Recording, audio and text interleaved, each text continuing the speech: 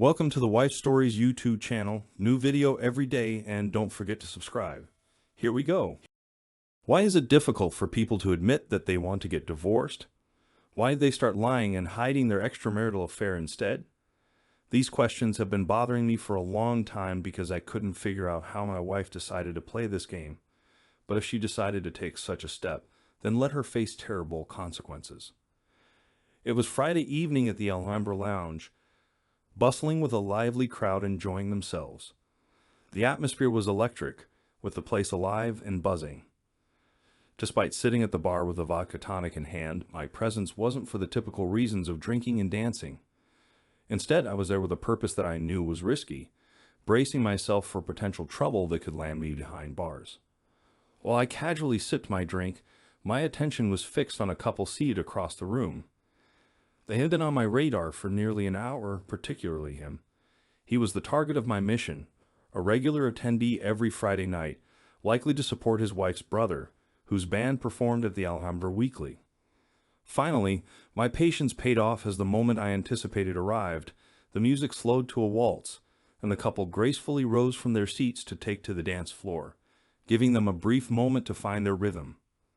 I then rose from my seat and joined them on the floor. Approaching him from behind, I tapped him on the shoulder and asked, "May I cut in?" He turned to confront the man who was trying to invade him and his wife. As soon as he turned to face me, I quickly struck. Admittedly, it was a surprise attack, but it was caused by my pent-up anger and frustration combined with the strength of my 200 pounds. The impact sent him tumbling to the ground where he lay vulnerable. Taking advantage of the opportunity, I struck right at his dignity. His wife stood nearby, shocked and horrified by the scene. However, her instinctive reaction made her accept what I took out of my pocket and offered her. After seeing the compromising photo of her husband with my wife, her initial shock turned into rage. She stabbed her husband several times with the pointed toe of her 4-inch sea moss, while I returned to my seat at the bar, waiting for law enforcement officers to arrive for a potential conversation. It seems no one contacted the police, but I did have someone approach me for a conversation. Actually, a couple of people did. First, it was the brother. The band took a break right after they finished the song his sister and brother-in-law were dancing to. He approached me, and it was evident he wasn't going to be hostile, so I stayed put, sipped my drink, and waited. When he reached me, he asked, "Why did you hit Jim?" I pulled a photo from my pocket and handed it to him. "The woman in the picture is my wife," I replied. He glanced at the photo and returned it to me. "I've always told Norma that he was a jerk. Maybe now she'll believe me."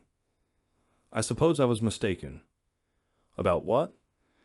"I assumed he came here every Friday to support your band, but it seems your relationship isn't like that." "You hit the nail on the head. I can't stand him, and he knows it. He only shows up on Fridays because my deal with management includes free drinks for all my relatives." "So why are you still here?" "I figured you'd want to leave after hitting him." "I anticipated that the police might be called, and I prefer they confront me here rather than at home. It's unlikely anyone called them. He's not particularly well liked, and many of the people here tonight probably enjoyed the spectacle. I should go join the others." "Don't be a stranger," he said, heading off to find the rest of the band. As a couple of guys helped dip shit off the floor and guided him to his booth, his wife approached me. "Do you have any more of these?" she asked, holding up the photo I had given her. "I have a couple of dozen," I replied, "and 2 hours of video." "Can I have copies?" "Of course." "You realize you've created a problem for me tonight, right?" "I would think informing you would solve a problem for you." "Not that. He can't drive me home in his current condition, and even if he could, I wouldn't let him in the house." "No problem. I'll drive you home. I'm ready to leave now." While in my car, I mentioned, "Your brother informed me that your name is Norma, so now that I know yours, I suppose it's fair for you to know mine. I'm Bob Lloyd." Given the situation, I can't exactly say I'm thrilled to meet you, but in a way, I guess I'm somewhat pleased to make your acquaintance. "Oh, that sounds a bit unusual." "I'm pleased because you've given me a gift tonight." "A gift? I'm confused." "You've granted me my freedom. I've suspected Jim of cheating on me for a couple of years now, but I lack the means to hire a private investigator to gather evidence. What you've provided me tonight is exactly what I need to end things with him. That sounds like my situation. I've had suspicions that Vicky has been unfaithful for a while, but I only recently had the funds to hire someone. My grandfather passed away and left me some money. I never disclosed the amount to Vicky, so I used a portion of it to uncover the truth about her. When we arrived at her house, she said, "I'd like to invite you in, but I'm concerned you might interpret it the wrong way." How so? You might think I wanted to seek revenge on Jim by being with another man and chose you for that purpose. But that's not why I want to invite you in. I want to pick your brain for any information you have about Jim and his actions. You can trust me. If I were to join you in bed, I'd be no better than Vicky, and I won't stoop to that level. I followed her into her house and into the living room. She gestured towards the couch and asked if I wanted a drink or if she should prepare some coffee. Coffee would be great for me. I don't plan on staying too long. If I'm still here when your husband returns, I might just leave before things escalate again. He won't be coming back. Before I left him, I made it clear he shouldn't return. I warned him that if he did, I wouldn't hesitate to use my gun. Would you really go that far? Probably not, but he's aware I'm angry. He knows how I react when I'm angry, and he's aware I have a handgun. You own a gun. You seem surprised. It's just that besides law enforcement, I've never known a woman who owns a firearm. I purchased it for protection when depositing the day's earnings at the bank's night deposit. It's a Llama 380. It resembles a compact .45, and Jim is aware that I'm proficient in its use. As she made her way to the kitchen to prepare coffee, I couldn't help but wonder why her husband was involved with my wife, especially when he had someone like Norma waiting at home. Norma was an attractive woman, and if I weren't still committed to Vicky, I might have considered pursuing her myself. But, well, my ties to Vicky wouldn't last much longer, and who knows what could happen then. Norma returned and sat beside me on the couch. Coffee will be ready in about 5 minutes, so how long has Jim been involved with your wife? At least a month that I know of. That's when I hired a private investigator to look into it, though it could have been going on longer. Looking back, our marriage started to change about 2 years ago, but I've been suspicious of Vicky for over a year now. I believe she's been cheating on me since our relationship shifted. Jim might be the only one, or he could be one of many. He just happened to be the one I caught her with. What did she say when you confronted her? I haven't confronted her yet. I suspect she'll find out I know when your husband calls her tomorrow. I'm curious to see how she'll handle it. You've known for a month and you've let her continue? When I confirmed it, I consulted a lawyer about getting a divorce. Turns out we live in a state with no-fault divorce laws. It doesn't matter who's at fault. The divorce is straightforward, splitting everything 50-50. I don't care about the laws. I'm not going to let Vicky benefit from betraying me. Once I understood the divorce process, I started rear-ranking and hiding assets. Vicky might get half, but it'll be half of a lot less than what was there a month ago. So what can you tell me about Jim and your wife? They convene each Monday and Thursday. On those evenings, Vicky purportedly engages in card games with her sorority sisters from college and participates in a book club meeting at the library. Those are the designated nights for Jim's bowling and lodge gatherings. He stayed at my place for 3 nights when I was away on a business trip. That's where the videos I possess originated from. I can't confirm if it was a one-time occurrence, but considering I travel for business approximately once a month, it could have been a regular arrangement for them. I suppose that clarifies Jim's sudden business trips. They always appeared sudden, but it never crossed my mind they might be fabricated. What's your plan? I'm going to end things with him, and quickly before he has a chance to conceal assets. First thing Monday morning, I'll consult a lawyer. It's unfortunate they don't work on Saturdays, or else I'd see one tomorrow. Actually, I know a lawyer who works on Saturdays. If you're serious, I can connect you with them. I'm dead serious. I pulled out my phone and dialed a number from my speed dial. Once the call connected, I switched to speaker mode and announced, "You can relax. I won't require your assistance to get out of trouble." How did you manage that? I suppose he wasn't particularly popular, and no one bothered to involve the police. You must be one of the luckiest guys I know. I'll take any luck I can get, buddy. By the way, I'm on speaker, and I'm currently with the wife of the jerk. She mentioned she'd be waiting at the door of any attorneys working tomorrow morning. I know you don't usually handle these types of cases, but would you consider taking hers? Are you serious? With all the evidence you have against her husband, it seems like an easy win. Great, then it's settled. Norma, meet my fraternity brother Sam. Sam, meet Norma. I passed her the phone, then inquired about the location of the bathroom before excusing myself to use it, allowing her some privacy. Upon returning, I noticed the phone was still on speaker, so I announced my presence. I'm back. We've got everything sorted. Take care, I'm heading to bed. Catch you later, he said, ending the call abruptly. I tucked my phone back into my pocket as Norma began to speak. Sam mentioned he'd file on Monday morning and have Jim serve at his workplace that afternoon.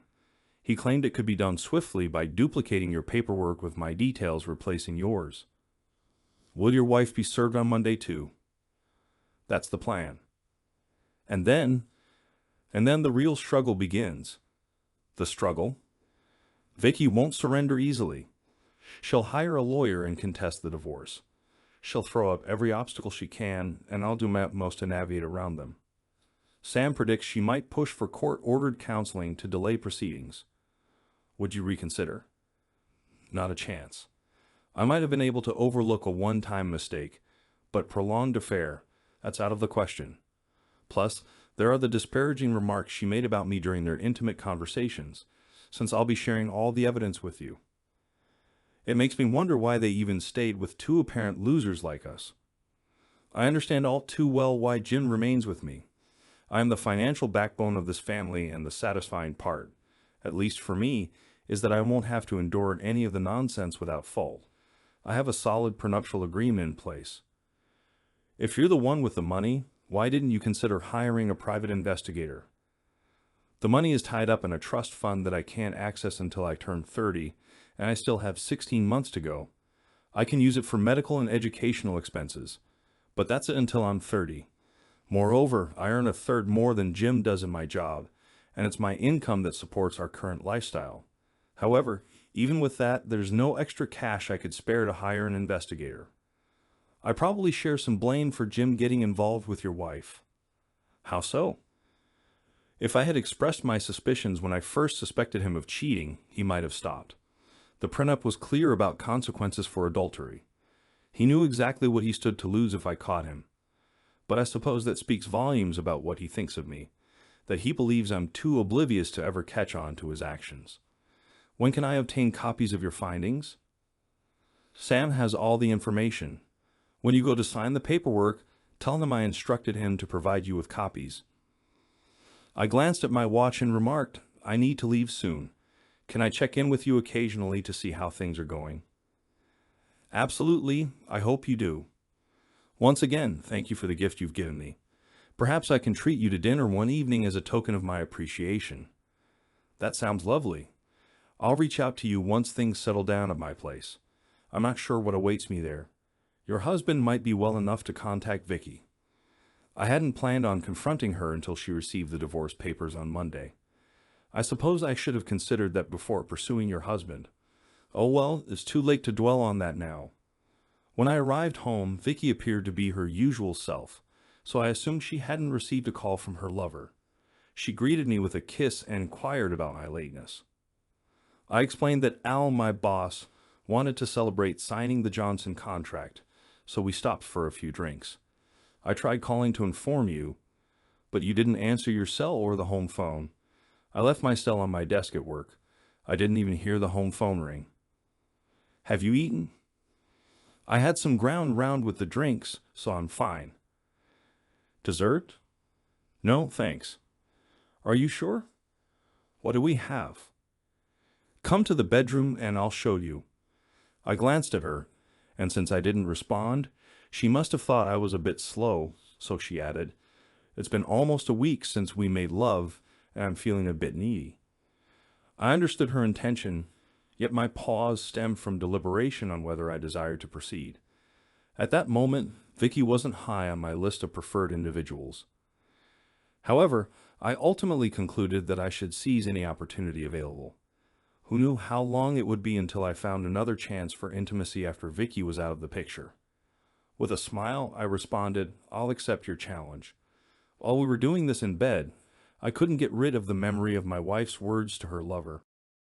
She noticed that I had a modest tool that could not provide her with complete satisfaction. Then, for the first time in the history of our marriage, I did what Vicky had mentioned to her lover, and what I had always done. I turned away and fell asleep. I was wondering how Vicky felt about it. This was the first time I hadn't snuggled up to her after making love and dozed off with her in my arms. I hoped she was lying awake thinking about it, perhaps wondering or maybe worried about the changes. Our Saturday routine usually included waking up, taking a shower, and going out for breakfast. However, on that particular Saturday, Vicky changed the plan. She was obviously worried and decided to show her love for me, and we repeated the night's actions. After that, we took a shower and ate. I spent the remainder of the day attending to typical weekend tasks, such as mowing the lawn, removing weeds from the flower beds, and washing the cars. It was fortunate that I had decided to make the most of the opportunities as they arose. During dinner, Vicky informed me that our leisure time would be put on hold for a while, as Aunt Flo had arrived a day earlier than expected. Sunday passed uneventfully, with me busying myself with household chores. Around noon, Vicky's mother arrived to take her shopping. With them gone, I decided to check in with Norma to see how she was faring. She explained that she had visited Sam's office and completed the necessary paperwork to initiate the divorce proceedings. After retrieving copies of the incriminating pictures and videos, she had reviewed them at home. I was feeling rather resolute when Jim returned home. He entered as if nothing had occurred, and I promptly demanded that he leave. Asserting that the house was as much his as mine, he refused to budge. Leaving briefly, I returned with my pistol and instructed him to vacate within the count of 10. I made it clear that if he remained beyond that, consequences would ensue. He could discern from my demeanor that I meant business, prompting him to swiftly depart. Would you truly have taken that action? After hearing the derogatory remarks he made about me in those videos, you bet I would have. How are things going on your end? Quiet. Seems like Vicky hasn't heard anything from your husband. Either that or she's an incredible actress, but come to think of it, she probably is. She's had me fooled for years into believing she was a faithful and loving wife. Well, you live and you learn. Did Sam mention when he'd have your paperwork ready? He mentioned he'd submit them to the court first thing in the morning and could have Jim served whenever I wanted. I'm not sure about your plans, but I asked him to serve Jim at his workplace in the afternoon. I had the same plan. Naturally, I had hoped it would come as a big surprise to her, but it seems unlikely now. I'm sorry, I didn't mean to spoil it for you. You didn't. I ruined it myself by confronting your husband on Friday night.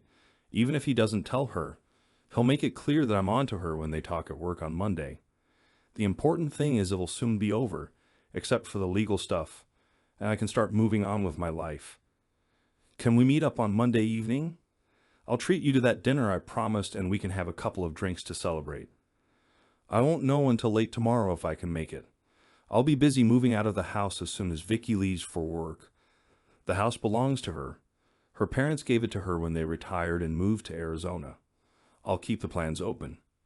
Give me a call if you're unable to make it. Although the house was titled under Vicky's name, it was still subject to contention in the divorce proceedings. Despite her parents gifting her the house, it was still burdened with a mortgage that Vicky took on. Although the title was in her name, it was my earnings that contributed to half of the mortgage payments. I aimed to reclaim some of that investment, with Sam assuring me of a better-than-average chance of success. Upon Vicky's return from shopping, she prepared dinner, and afterward, we relaxed on the couch watching TV until bedtime. As we lay in bed, Vicky nestled close to me, knowing it would be the final time. In the morning, I bid Vicky farewell with a kiss, and she assumed she'd see me after work, expecting dinner to be ready upon my return. Little did she know I had decided to take the day off and planned to vacate the house by the time she returned. I grabbed breakfast at a nearby restaurant to give her time to leave for work. Upon finishing, I checked to ensure Vicky had left, then proceeded to pack my belongings. My brother Tom arrived 30 minutes after I called him, and by 1 o'clock we had moved all my stuff out and stored it in his garage. It would remain there until I found a new place to live. Tom and his wife Pat graciously offered me a spare bedroom until I found permanent accommodation. I called Sam, who confirmed the plan to confront Vicky and Norma's husband at 2.30. On a whim, I phoned Norma and asked if she'd like some company while waiting for the anticipated phone calls after our spouses were served. She welcomed me over. I arrived at her place a little past 2, and as we sat at her kitchen table sipping iced tea, we discussed our expectations regarding the outcome of serving the two cheaters. I speculated that Vicky would call, denying any wrongdoing and suggesting we talk it out. "Are you going to?" Norma inquired. "No," I replied.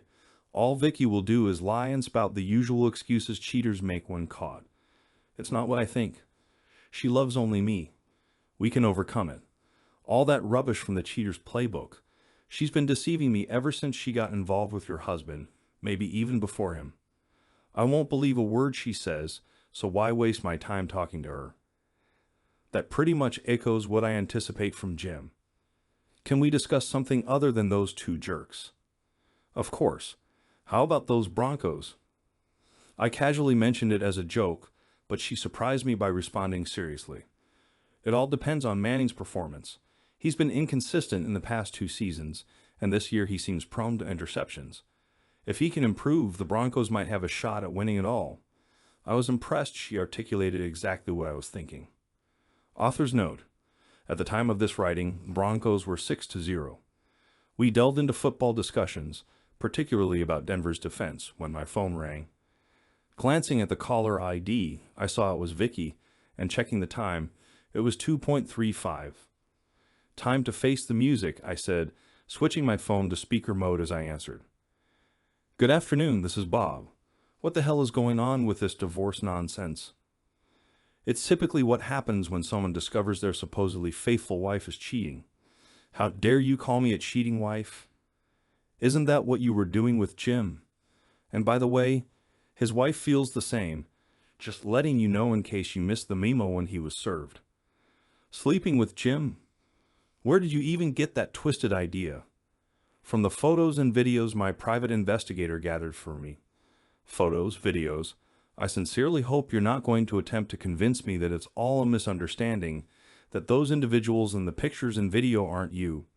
I might entertain the idea that you have a doppelganger or something of the sort, but I won't believe for a second that Jim also has a double and that your doppelganger and his happen to coincide, which is whom my private investigator caught. Admit it, Vicky. You've been caught. We'll discuss this when we're home tonight." "No, we won't. By the time you get home, you'll find that I've left. Any further communication between us will have to go through my attorney. Goodbye, Vicky." Just as I ended the call, Norma's phone began to ring and she glanced at the screen. "It's Jim. He never calls me during the day," she chuckled, adding, "I wonder what urgent matter has come up." Answering the call, she activated the speakerphone. "Hello. It's me. What's all this talk about divorce?" Norma remarked to me. "They seem to be following the same script." "What?" her husband queried. "I was just telling Bob that it sounds like you and your mistress are following the same script. Your words when I picked up the phone are nearly identical to what she said when she called him." "Who's Bob?" "I'm your soon-to-be ex-husband's new partner," I replied. "Why are you with my wife?" "We watched the video obtained by his private investigator, watched your interaction with his wife, and frankly, we came to the conclusion that neither of you would star in adult films." "Really? She satisfies me much better than you've ever satisfied me." "You're delusional," I retorted. "Norma is far superior to the woman I was married to." "And he's far superior to you even at your best," Norma added, exchanging a smile and a high five with me. Then she continued, "Just like he told his cheating wife a few minutes ago, from now on, all communication will go through my lawyer. You should find his card and the legal documents that were handed to you. You can come at 6 in the evening to pick up your things, but keep in mind that all the time you are here, I will keep my pistol ready with a cartridge in the chamber." And cocked, he paused for a moment before addressing me. "You caught me off guard, you jerk, and I'll be seeking revenge. You won't have to search. I'll be waiting on the front porch when you come to collect your things tonight. Bring your A game. I've got a lot of pent-up anger, and beating you up will help release some of it." He stayed silent, and after about 30 seconds, Norma assumed he had hung up, so she closed her phone. "Are you really going to wait for him on the steps?" "I said I would, and I don't want him to think I'm a liar or scared of him. I'll have dinner ready just in case you're hungry after. I have a couple of apartments to check out this afternoon, but I'll be back by 5 in case he shows up early. I have plenty of space here. You can move in with me." "I appreciate it, but it wouldn't look right. I'm only offering you a place to stay, not any special treatment. Even so, it wouldn't look right, and I won't give her anything she can use against me. I've got her trapped, and I don't want to give her any leeway. The offer stands if you change your mind." I didn't find the apartments particularly appealing during my search, so at 10 to 5 I returned to Norma's place. We settled on the front porch swing where Norma served iced tea and cookies. As we conversed, the topic turned to my pending divorce. "What's your plan regarding your soon-to-be ex?" Norma inquired. "I've already taken action. Moving out and initiating the divorce proceedings," I replied. "No desire for revenge? Not at all. It seems futile. Any retaliation would only lead to escalation, and frankly I don't have enough regard for Vicky to invest any effort into it." At 20 to 6, a car pulled into the driveway. Norma's husband emerged, observing us on the swing before fetching a baseball bat from the trunk. With a grin, he approached, jokingly remarking, "I followed your advice, brought my A game," gesturing the bat towards me.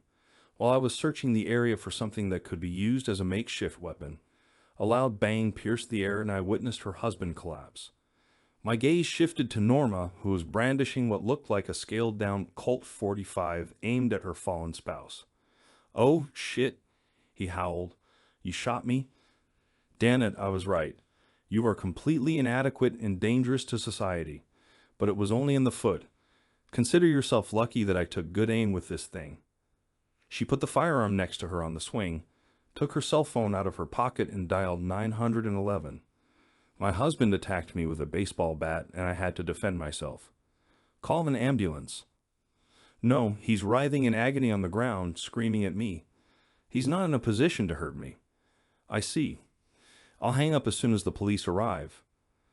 "Not unless he gets back on his feet and tries to attack me again.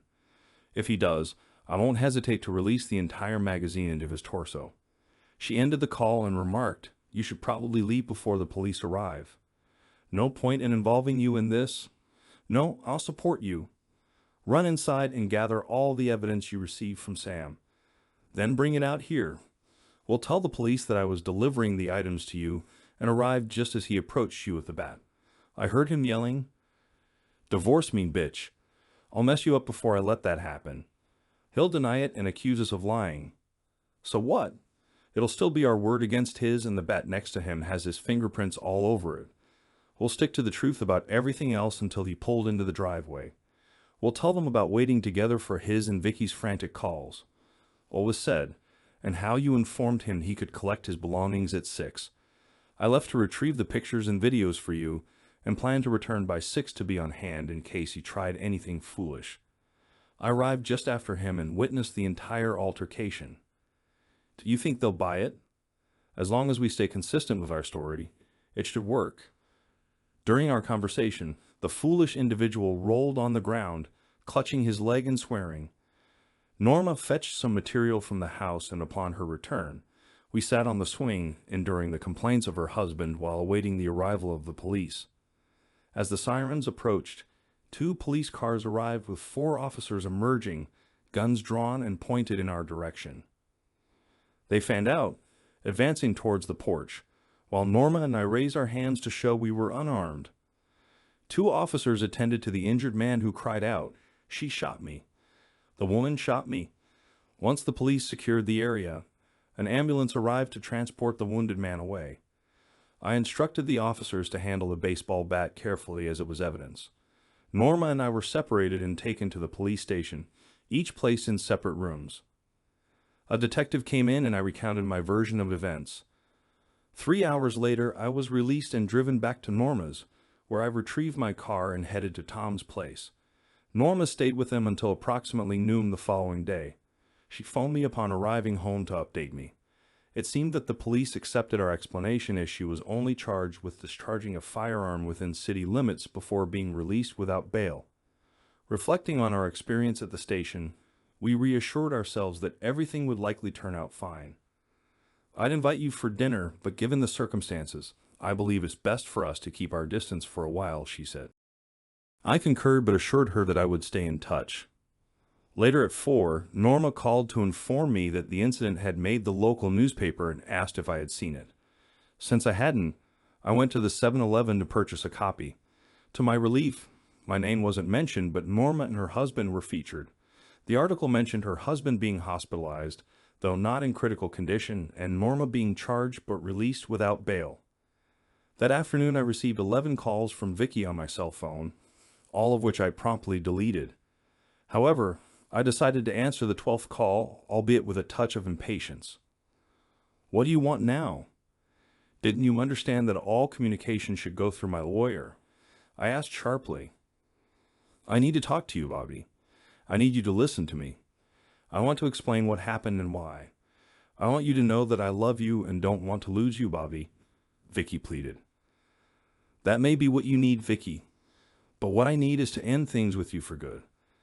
"This is the last time I'm speaking to you," I retorted. "I'll fight the divorce, Bobby. I'll hire the best lawyer and make this difficult for you. I've spoken to people who've been through divorces and I know what I can do," Vicky threatened. "You haven't learned a thing, Vicky. You can't prevent a divorce. You can make it lengthy and expensive, but you can't stop it unless I agree. You can't force me to take you back or live with you. All you'll do is waste our money on lawyers and court fees. If you want to spend years paying your lawyer, go ahead. Eventually, no matter what, I'll be granted the divorce," I concluded firmly.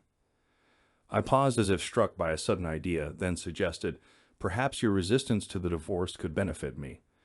I might instruct my lawyer to halt the proceedings altogether.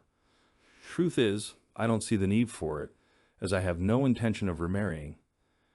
Being single isn't a pressing concern for me. Plus, it would save me money.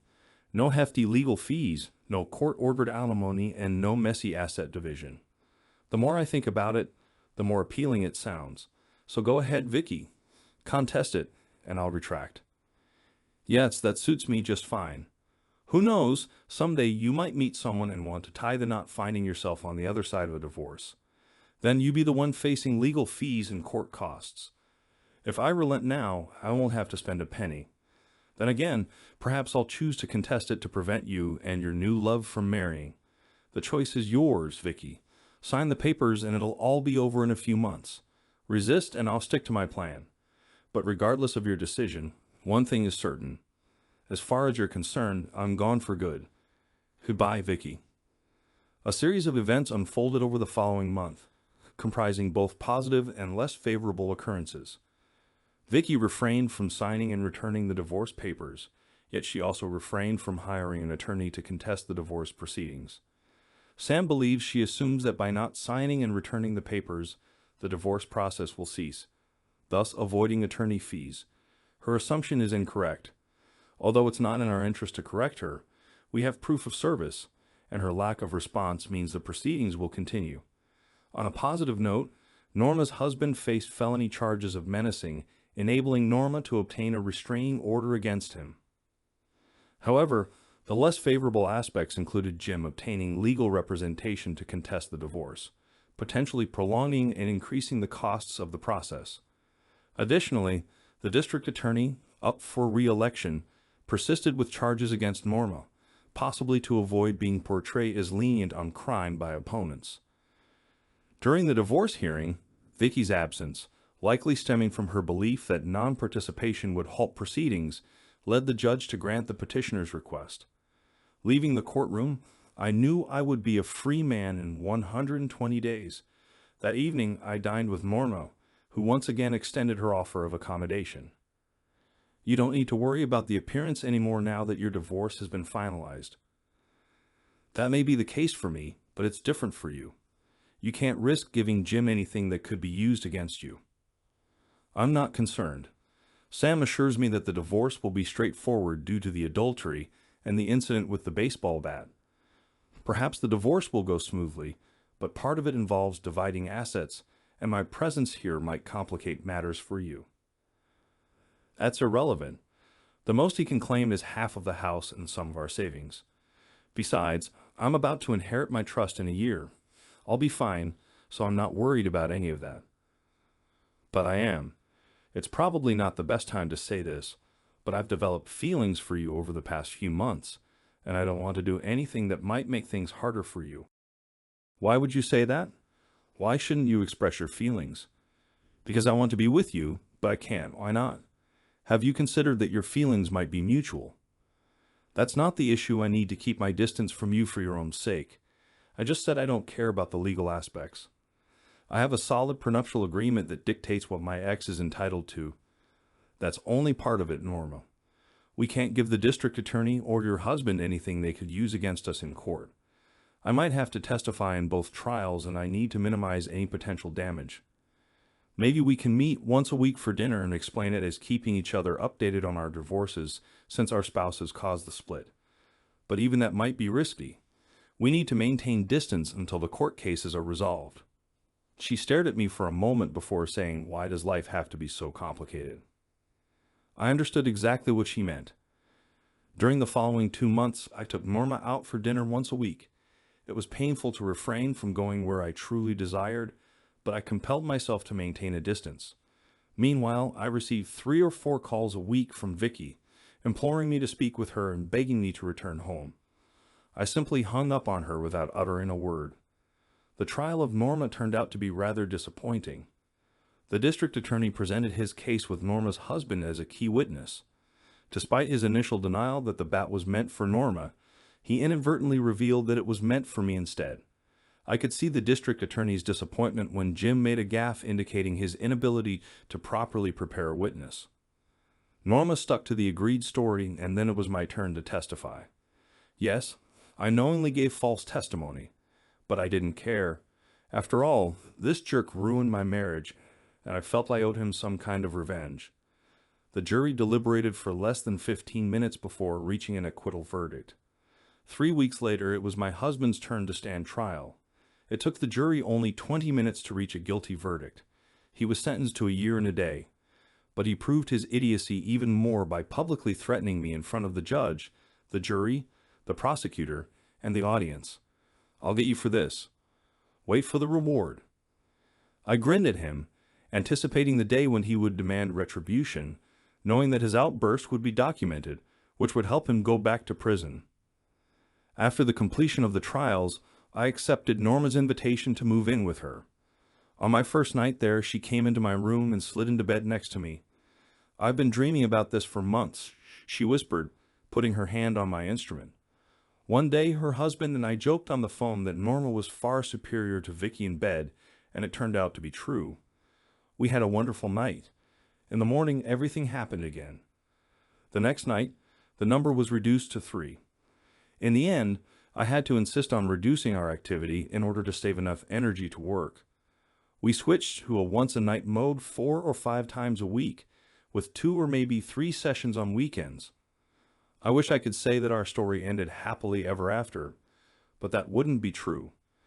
Norma and I had a passionate relationship that sometimes seemed overwhelming to us, but eventually we realized that our bond was based solely on physical intimacy and football. Although we genuinely liked each other, love was not part of the equation. However, our affection for each other and the intensity of our physical connection kept us going until the day she mentioned meeting someone else she wanted to explore further. I packed my things and left during the day. I wished her all the best and assured her that I would be there for a chance meeting if she ever needed it. "I'll remember that," she replied, but I never heard from her again. The final scene in the ongoing drama of my life unfolded. 2 days after the divorce from Vicky was finalized, she received the papers in the mail and promptly called me. "You despicable person. How could you betray me like this? I never agreed to any of this nonsense. No spousal support. You earn twice as much as I do. How is that fair? And this claim that I owe you $30,000 for your supposed share of the house. You have no claim to the house. It's mine. solely mine. I couldn't help but chuckle at her outrage and responded, "Oh, but you did agree. You agreed by not seeking legal counsel and by not contesting the divorce. If you need to, you can take out a second mortgage on the house to settle my share. Look at it positively. It only cost you $30,000 to be rid of me. That's quite a bargain." But I didn't want to be rid of you. As I hung up, I was relieved she couldn't see my expression. The truth was I hadn't wanted to let her go either. However, the harsh reality was that I couldn't stay with someone who cheated. I held firm to the belief in the saying, once a cheater, always a cheater.